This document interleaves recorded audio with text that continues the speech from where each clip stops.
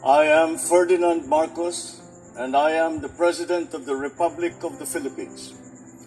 I stand today on behalf of 110 million Filipinos. Hello people and hello universe, it's me again. Shout out sa inyo mga kababayan sa buong mundo at sa mga Marcos loyalists and supporters na ko. Ito na naman si Lolo Digong ninyo. Agay, iba-iba na talaga yung mga iniisip nito guys, no?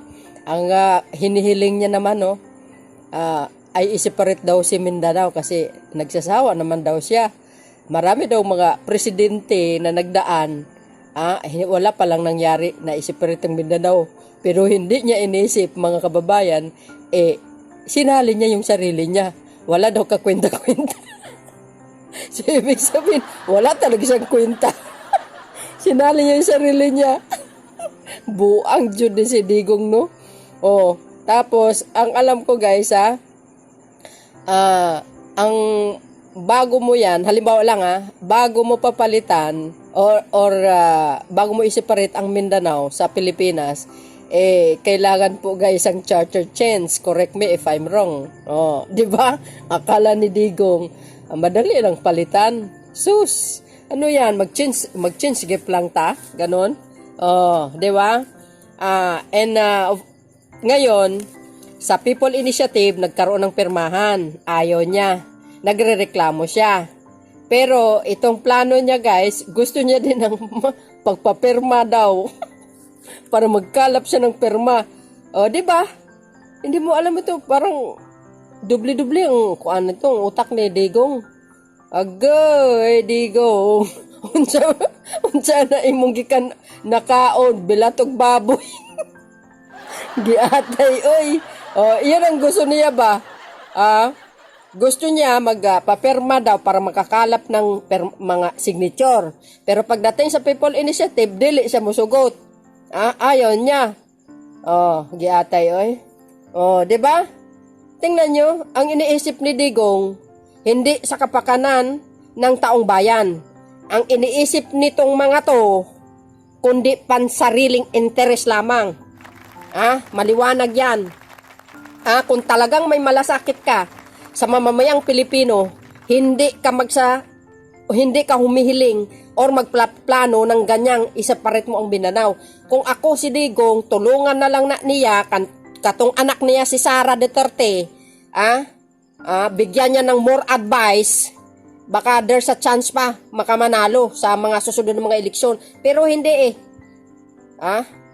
gusto niya hatiin ang Pilipinas. Alam nyo, ipinanganak na ang Pilipinas kasama ng Mindanao. Marami ng pagsubok, panahon ng Hapon, Kastila, Luzon at Visayas at Mindanao na yan. Marami pong magtangkang nagpalit yan pero hindi nangyari. Because that is sakop ng Pilipinas. Pilipinas, nasa mapa po yan. Hindi pwedeng i-separate. Lahat ng taga Mindanao hindi papayag. Dahil mga congressman, gobernador, mayor, hindi lahat yan papayag. Ang may gusto lang yan, yung mga alipores ni Boy Pitanyol, ni Pitanil. Hindi totoo yun. Ako, taga Mindanao ako, hindi ako papayag, oy. Agay, unsa man ni Digong. Nakakaon, maragbilat sa iring. Nagoy, paiba-iba naman ang inisip ni Mudong. Isa pa guys sa nakikita ko dito, natatawa lang talaga ako sa kanya. Pero talagang nanggagalit ako sa mga style nito. Nanggagalit ako kasi naiinis ako sa pambabalahura nila sa Pangulo ng Pilipinas. Kunting respeto na lang para kay Pangulong Marcos Jr. Hindi nyo kayang patalsikin hanggat nandito kami sa social media. We will see. To see is to believe na lang. Nung dati, ngayon ayaw niya ng charter change. Si Pangulong Marcos ang nakaupo. Pero siyang nakaupo before, isinisulong niya, gusto niya magiging federalismo. At yan din ang gusto ni Padilla, ni Senator Padilla. O, di ba? Hindi ko alam ito kung ano bang klaseng pumasok sa utak nito ni Digong. Oy, nakakaon barang bilat sa iring. Biro nyo guys. Ito, kronik kasi ni Cory Aquino ito . Palagay ko, dilawan talaga yan. Si Kwan, si Digong, at hindi lang yan, mga kababayan, tandaan nyo yan.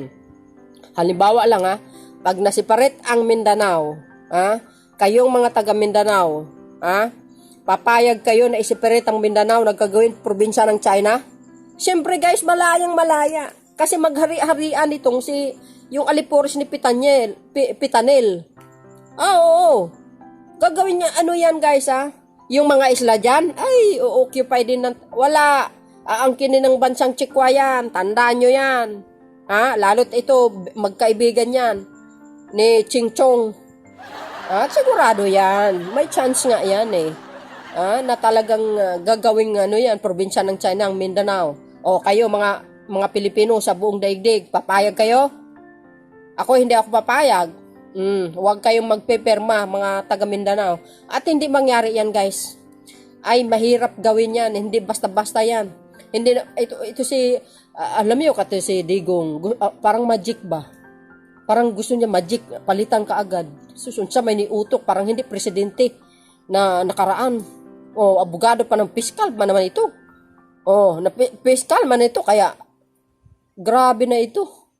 Over itong ginagawa niya. Imbes sa kapanganan ng Pilipino, ang daming problema. Ang Pilipino, ibang natupag nito, no? Di ba guys, ang daming problema ng Pilipinas, kailangan pa ayusin ni Pangulong Marcos Jr. Ito naman, pasal, kumbaga sa Ilocano, pasal sa limot. Di ba? Alam nyo guys, nung panahon ni Pangulong Marcos Sr., nakikita ko dito, yung pagkatao ni Benigno Aquino. Kayo na pong bala mag-isip. So anyway guys, pakinggan nyo to yung sinabi niya at pakinggan nyo yung mga disagree na mga ibang kapwa natin mga Pilipino na lawmakers. Panoorin nyo, eto na. Kung mag-independent tayo, kung kailan ako gusto ko na. Magsawa na ako sa ilang presidente na kasi from one Korea. Wala nangyari sa Pilipinas. By the way, there will be a sort of a regrouping in the... Kung mag-independent tayo, kung kailan ako gusto ko na.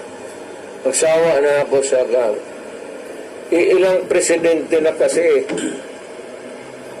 from one Korea.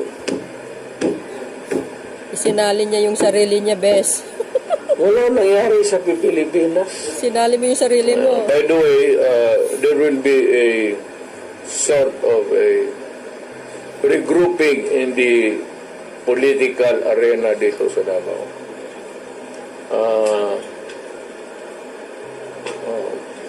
Still in the works.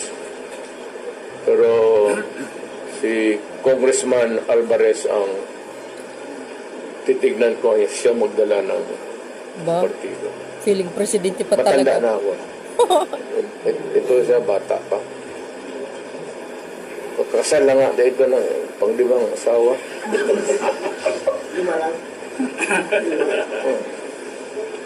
Pagkasal lang. We will try to figure out na we can be at least in Davao, kung hindi naman lahat, meron kahit ng isang boses lang. Pero ako, magprangka ako, kikinig sila. We do not accept people na walang prinsipyo. Governor, kung congressman ka wala kang prinsipyo, huwag ka lang pumasok. Kung ikaw sa ganun, pagdating ng pera,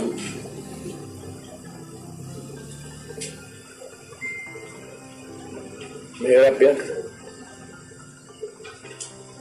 Ito naman PDP, at it's more about thing, but ang PDP has a...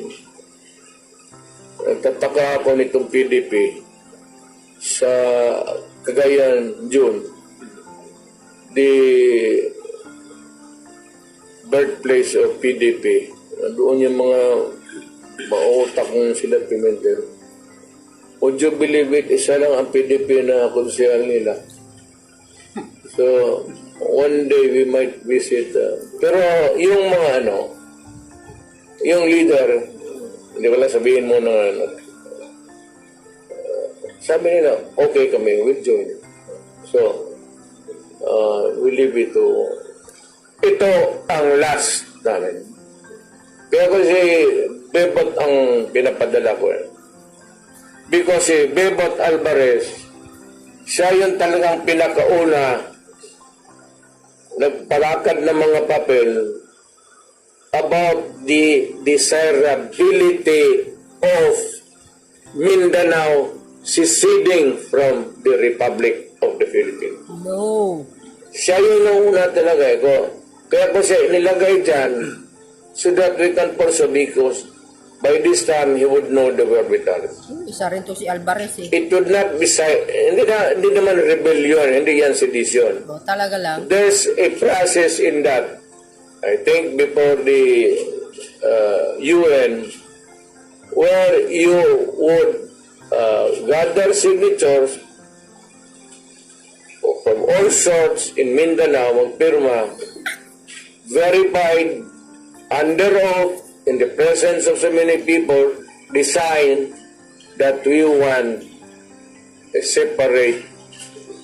Kaya kung ganon lang naman kayo dyan sa Luzon, pati sa Visayas, bahala kayo.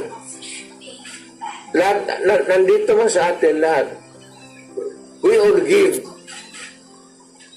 our resources to them. Wala man ang Samar, ang Cebu, wala man ang padala sa atin ng saging. Tayo man ang Mindanao is rich. But of course, kung mag-separate independent to, at magpuntahan natin ito ang Pilipino, then it's gonna be a big problem.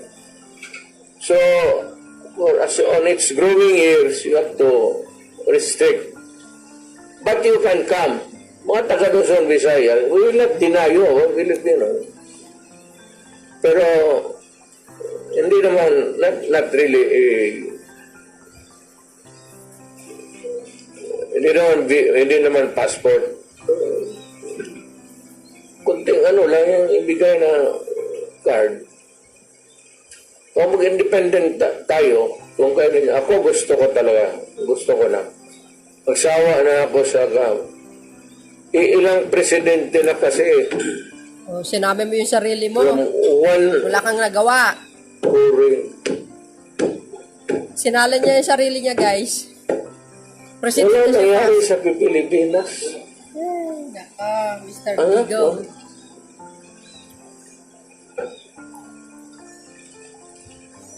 Wala nangyari sa Pilipinas. Talaga lang.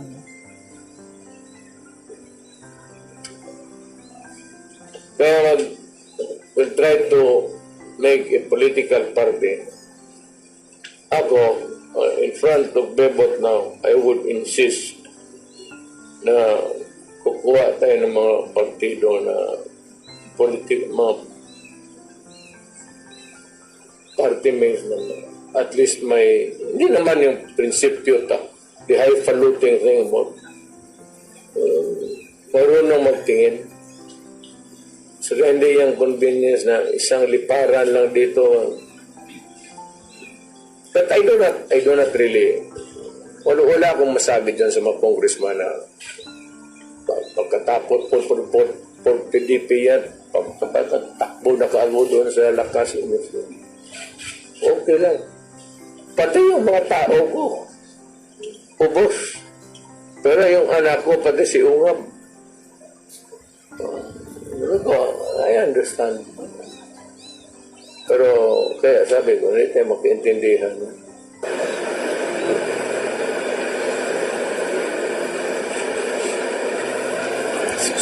Is this a secessionist movement, Mayor?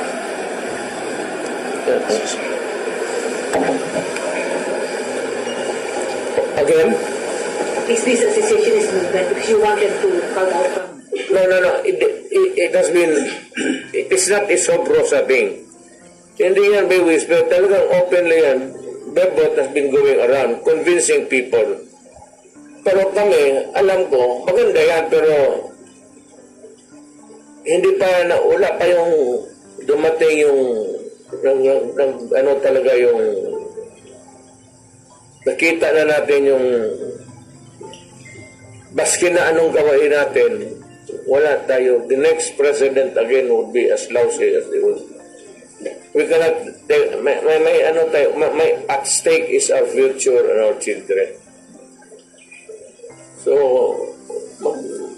separate na lang tayo. Sir, will this endorse a new president, sir? Ha? Will this endorse a new president, the new party that you are... No, wala na ako. Retired. I will just be an advisor. At kung may itong matuloy man itong Mindanao, I will not run for any public. Who is a possible runner, sir? Candidate? Ako? Can you, if not you, who is the possible candidate for that? Gawin niya presidente sa Paste. Kung sino lang dito, mga politiko. Mag-convention sila, malinis, walang bilihan.